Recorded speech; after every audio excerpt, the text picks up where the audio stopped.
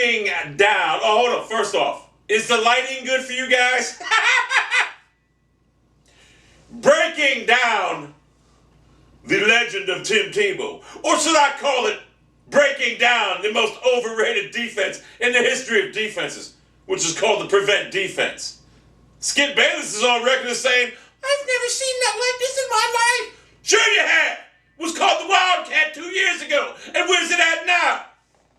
Now, there are a bunch of contributing factors that led to the Broncos winning this game today, and none of them were involving of Tim Tebow. First off, Marion Barber doesn't run out of bounds. They don't stop the receiver from getting out of bounds. They let him get out of bounds. Then he fumbles the ball away, but we have a field kicker that kicked the ball 60 yards, 57 yards, whatever.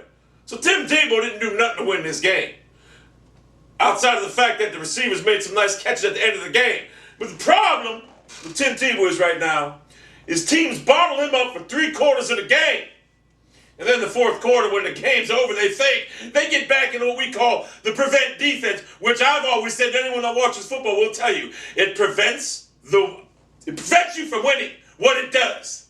Why do NFL coaches, defensive coordinators rely on the prevent defense? Why do they continuously play that defense? All it does is prevent you from winning. Why not play what got you the ability to bottle him up for 3/4? Why? The answer is simple. They get back in this cautious mode. They don't want to get burned on a big play. So what do? They give this underneath stuff for 10, 15 yards at a pop. And guess what? When they get down in the red zone, whatever, then they go back to their normal defense and they're on their heels and they get burned.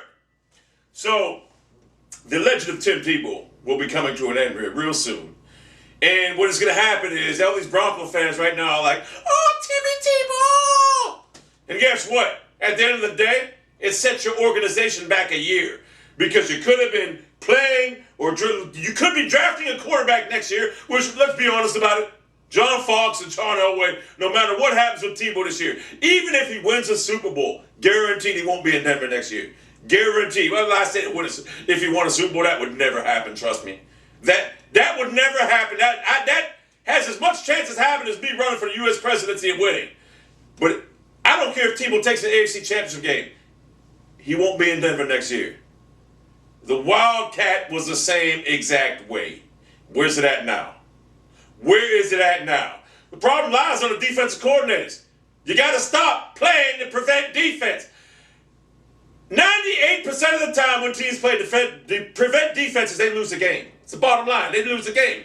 It's a history of the NFL. But why do teams continue to play? I don't know, and I'll never get the answer to that, because it's going to continue to be a burden of NFL coaches for the rest of their 50 years from now. They're going to continue to play for some stupid, fucked up reason. So the legend of Tim Tebow will come to a crushing halt real soon. And at the end of the day, when we look back at this little 15-game debacle, which we call the Tebow era, you know what we're going to say? Boy, did that set the Broncos organization back a couple years. Because now you got to draft a quarterback. You got to find out. You could have found out what you had in Brady Quinn, because I'll tell you right now, me and a Browns fan, I wish we had Brady Quinn over Colt McCoy, but we ain't about that. But now next year, you might have to see what you got in Brady Quinn. You're going to try drafting a quarterback. The bottom line is, Skip Bayless has me rolling. I never seen nothing like this before. Come on, man. 2 years ago, you seen the Wildcat. You dumbass. Come on, man. This is ridiculous. You people out there got to understand. This shit ain't going to last. Trust me on that. It's over. In fact, I wouldn't be surprised if the mastermind, Bill Belichick, with that shitty-ass defense he got in New England, makes it come to a crushing halt this coming Sunday. I wouldn't be surprised.